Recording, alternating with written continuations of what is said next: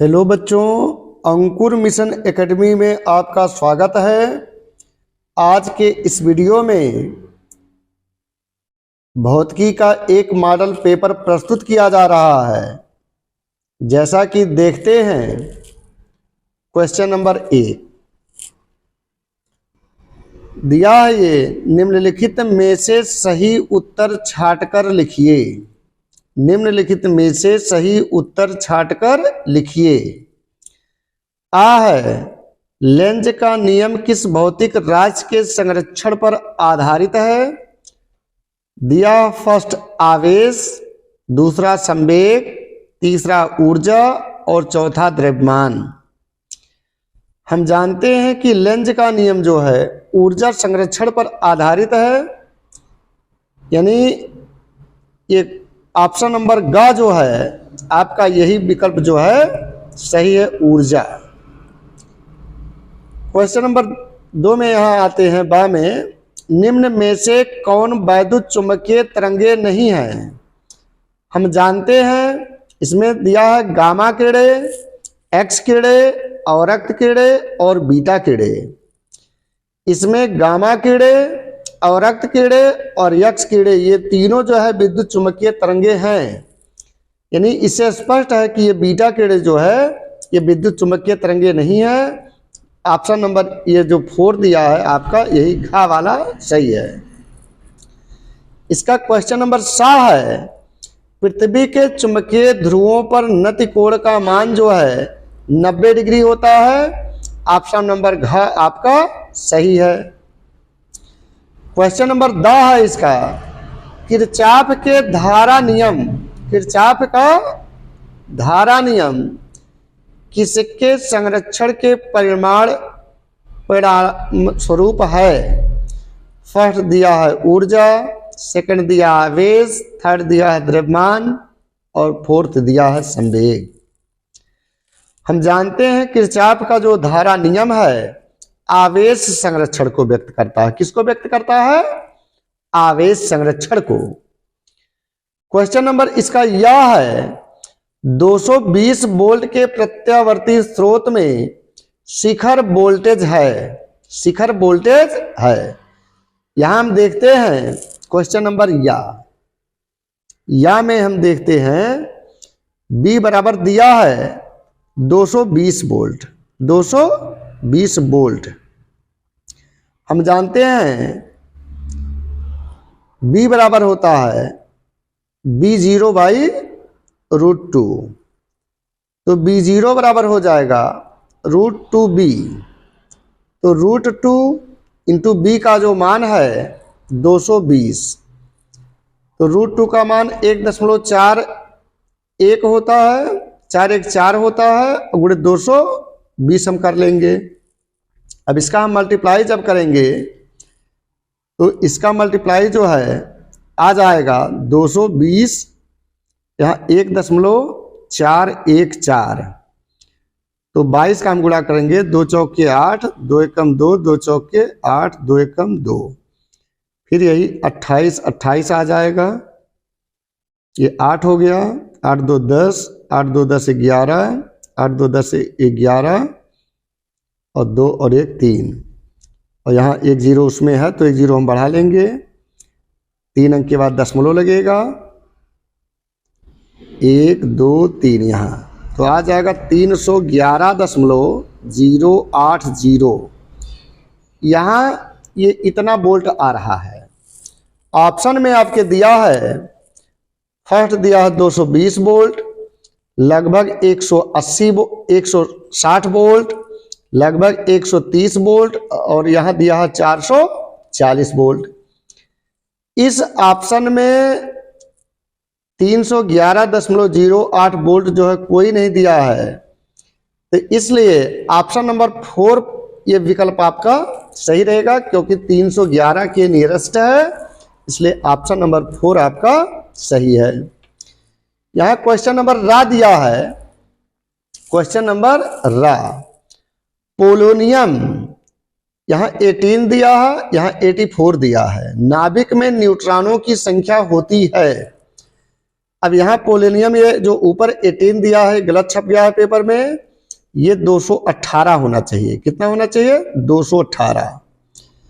तो पोलोनियम 218, यहाँ नीचे 84 है, इस तरह से है पोलोनियम 218 और यहाँ है 84 में न्यूट्रॉनों की संख्या होती है। तो जब हम न्यूट्रॉनों की संख्या निकालेंगे तो यहाँ जो है आ जाएगा n बराबर 218 और माइनस 84, 218 माइनस 84 हम घटा लेंगे। 8 में से 4 गया 4 और 11 में से 8 गया 3 और यहाँ बचेगा 1, 134। अब ऑप्शन नंबर में हम देखेंगे, इसमें फर्स्ट दिया है 84 और सेकंड दिया है 222 और थर्ड दिया है 218 और फोर्थ दिया है 134। तो इसमें जो है ऑप्शन नंबर 4 आपका जो है 134 माने 134 जो है ये सही है। माने पोलोनियम 218 84 में जो है न्यूट्रॉनों की संख्या 134 होगा। अब क्वेश्चन नंबर 2 पे आते हैं। क्वेश्चन नंबर 2 क्वेश्चन नंबर 2 का दिया है प्रकाश के विवर्तन से क्या तात्पर्य है। हम जानते हैं कि प्रकाश का किसी अवरोध अथवा तीक्ष्ण किनारों के कारण मुड़ने की घटना को प्रकाश का विवर्तन कहते हैं। विवर्तन माने होता है प्रकाश का तीक्ष्ण किनारों के कारण मुड़ जाना। तो क्वेश्चन नंबर 2 का जवाब है। क्वेश्चन नंबर 2 का खा है संधारित्र किसे कहते हैं। संधारित्र किसे कहते हैं? तो इसका स्पष्ट जवाब है संधारित्र एक ऐसा समायोजन है जिसके आकार में परिवर्तन किए बिना उस पर आवेश की पर्याप्त मात्रा संचित की जा सकती है। क्वेश्चन नंबर 2 का गा है डेविसन तथा जर्मर के प्रयोग से क्या निष्कर्ष प्राप्त होता है। तो इसका जवाब है कि डी ब्रोगली के प्रयोगों का सीधा सत्यापन करने के लिए डेविसन तथा जर्मर ने अपने प्रयोग से यह निष्कर्ष निकाला कि पदार्थ जो है एक तरंग की भांति व्यवहार करता है। यही डेविसन और जर्मर का निष्कर्ष है कि पदार्थ एक तरंग की भांति व्यवहार करता है। क्वेश्चन नंबर 2 का घा विभव प्रवणता की परिभाषा दीजिए। विभव प्रवणता की परिभाषा दीजिए। हम जानते हैं कि विभव प्रवणता जो है, अभी इसका डेफिनेशन होगा इस तरह से हम बना सकते हैं। विभव प्रवणता का डेफिनेशन, विभव प्रवणता बराबर होता है delta B by delta X. तो इसका परिभाषा हो जाएगा दूरी के सापेक्ष विभव परिवर्तन की दर को, दूरी के सापेक्ष विभव परिवर्तन की दर को विभव प्रवणता कहते हैं। और ये सूत्र है विभव प्रवणता का, ये जो फार्मूला है कि विभव प्रवणता बराबर हो जाएगा delta B by delta X. तो यही इसका इससे परिभाषा दिया जा रहा है। दूरी के सापेक्ष विभव परिवर्तन की दर को विभव प्रवणता कहते हैं। इसका मात्रक वोल्ट प्रति मीटर होता है। इसका मात्रक क्या होता है? वोल्ट प्रति मीटर होता है। क्वेश्चन नंबर 2 का अंगा, ये प्रश्न है इलेक्ट्रॉन वोल्ट की परिभाषा दीजिए। इलेक्ट्रॉन वोल्ट की परिभाषा दीजिए। इलेक्ट्रॉन वोल्ट जो है वैद्युत ऊर्जा का सबसे छोटा मात्रक है। इसकी परिभाषा निम्न प्रकार से है। एक इलेक्ट्रॉन वोल्ट वह कार्य है जिसमें कोई इलेक्ट्रॉन 1 वोल्ट विभवांतर द्वारा त्वरित होने पर अर्जित करता है। एक इलेक्ट्रॉन वोल्ट में जो है एक इलेक्ट्रॉन वोल्ट, यहाँ है इसका जवाब, एक इलेक्ट्रॉन वोल्ट बराबर 1.6 गुणे 10 के घाते -19 जूल होता है। इतना जूल। एक इलेक्ट्रॉन वोल्ट बराबर 1.6 गुणे 10 के घाते -19 जूल। यह इसका जो है आंसर है। क्वेश्चन नंबर इसका 4 है दूसरे का, गॉस का प्रमेय क्या है।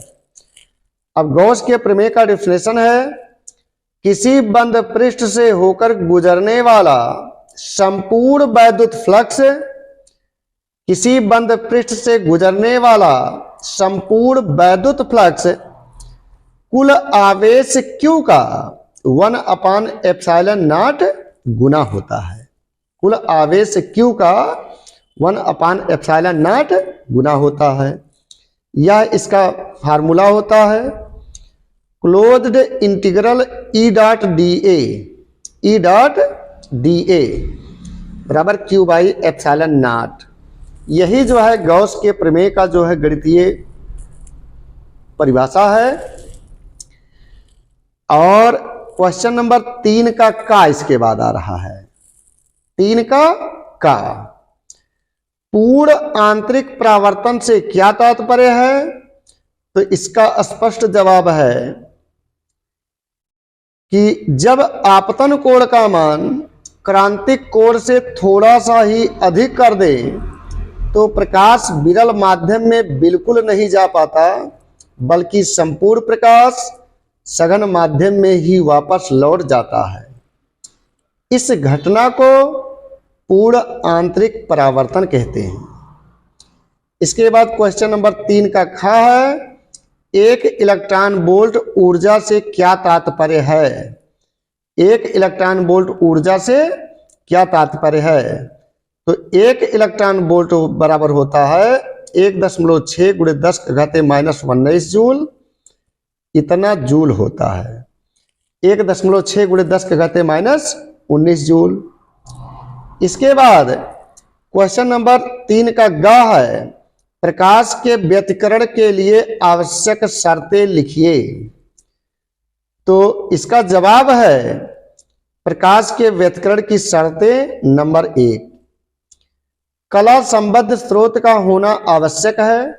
नंबर 2, दोनों प्रकाश स्रोतों की आवृत्तियां एक जैसी होनी चाहिए। नंबर 3, इनके आयाम लगभग बराबर होने चाहिए। ये जो है प्रकाश के व्यतिकरण की मुख्य शर्तें हैं।